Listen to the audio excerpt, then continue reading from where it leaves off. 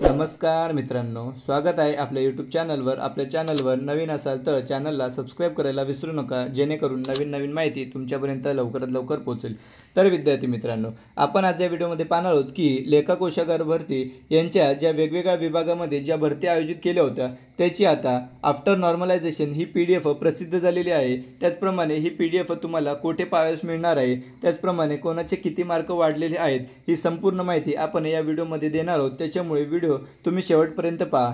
तर मागे लेखा कोशागार भरती याच्या अमरावती, नाशिक, नागपूर, कोकण, पुणे, छत्रपती संभाजीनगर यांच्यामध्ये ज्या एक्झाम झाल्या होत्या, तर बरेच विद्यार्थी म्हणत होते की सर आता पहिली आन्सर की लागली, दुसरी आन्सर की सुद्धा भेटली, त्याच्यानंतर आता नॉर्मलायझेशन मध्ये आमचे किती मार्क वाढतील आणि ती PDF कधी येईल। तर ती PDF आलेली आहे आणि बघा, ही छत्रपती संभाजीनगर या विभागाची PDF आहे। याच्यामध्ये रोल नंबर, ॲप्लिकंट नेम, त्याच्यानंतर mark after objection raw mark हे तुमचे एवढे आहेत।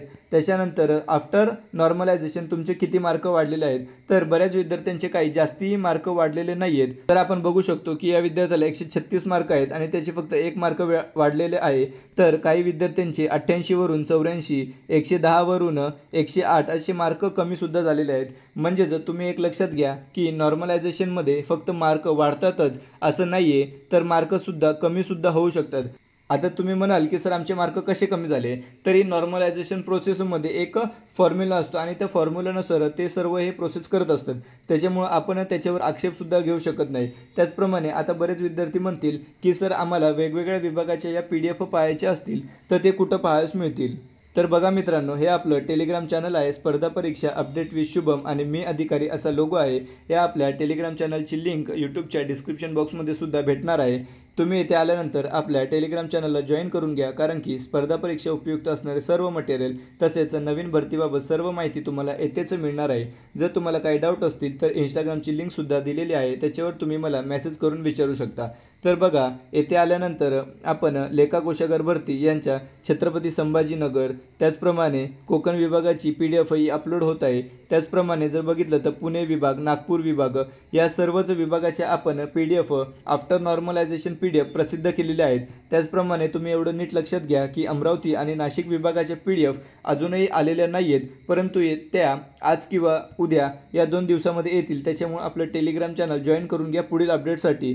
तर तुम्ही पहा की बघा, कोकण विभागाचे आहेत, पुणे विभागाचे आहेत, या जर तुम्ही PDF पाहिल्या तर या PDF सुद्धा असंच आहे की रोल नंबर, ॲप्लिकंट नेम, तुमचे आफ्टर नॉर्मलायझेशन आणि बिफोर नॉर्मलायझेशन किती मार्क होते।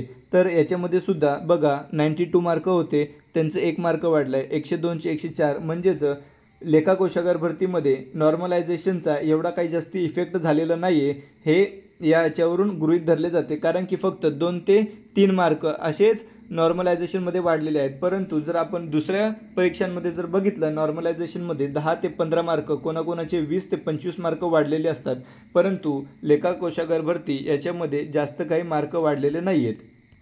तर विद्यार्थी मित्रांनो, तुम्हाला किती मार्क मिळालेले आहेत हे तुम्ही मला कमेंट बॉक्समध्ये कमेंट करून सांगा। त्याप्रमाणे आपण एक्सपेक्टेड कट ऑफ किती लागेल याच्यावर आपण एक डिटेल व्हिडिओ बनवू।